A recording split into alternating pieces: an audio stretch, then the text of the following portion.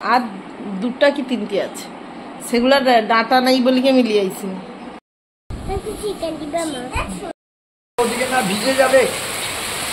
নমস্কার, সোমা টুইন্স ব্লগে আপনাদের আবার স্বাগত জানিয়ে নতুন একটা ভিডিওর সঙ্গে দেখা হচ্ছে।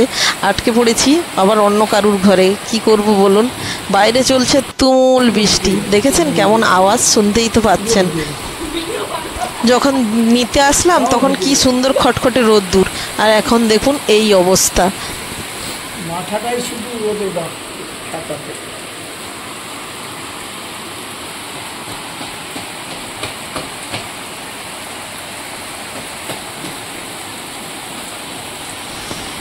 আধ ঘন্টা ধরে একজনের বাড়িতে দাঁড়িয়েই আছি কন্টিনিউ।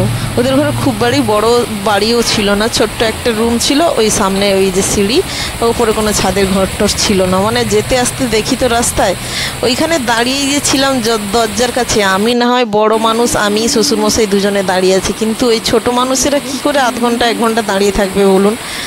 ওই মানে কি আর বলবো, দাঁড়িয়েই আছি। আর ওরা এত যা ডিস্টার্ব করছে, মানে এমন সময় বৃষ্টি হলো, আর সব বাচ্চারা ভিজে ভিজে স্কুলে যাচ্ছে, যারা 10টার সময় স্কুলে যায়। তারপরে এদের ঘরে এই যে কাকু পেছনে দাঁড়িয়ে আছে, কাকু আবার দুজনকে 2টো টুল দিল। মনেই হচ্ছে যে কাকুর ঘরে বাচ্চা কাচ্চা কেউ থাকে না, তো তাই খুব বেশি কোনো জিনিস নেই।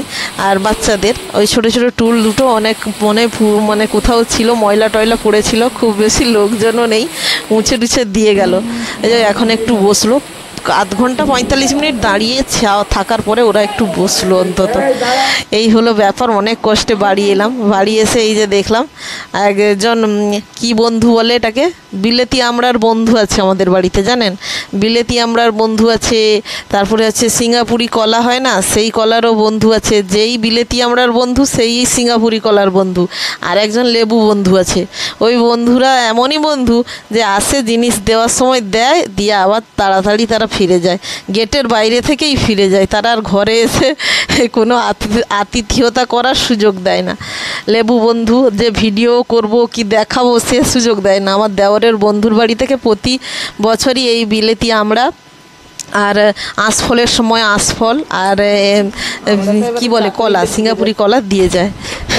আর লেবু বন্ধুকে না হয় পরেই দেখাবো, যবে দিয়ে যাবে।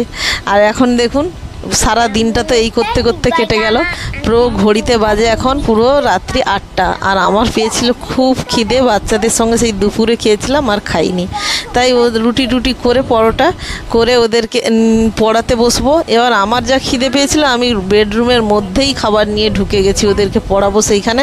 কারণ আমি যদি সেখানে বসে পরিপাটি করে খাওয়াতে আসি, ঘড়িতে বেজে যাবে 9টা, আর 9টা বেজে গেলে ওদের আবার খাইয়ে দাইয়ে শোয়াতে হবে। তাই আর কিছুই নিয়ে বসা হবে না, তাই এটাই নিয়েই চলে এসেছি। ওদেরকে একটু একটু বলে দেবো, ওরা লিখতে শুরু করবে।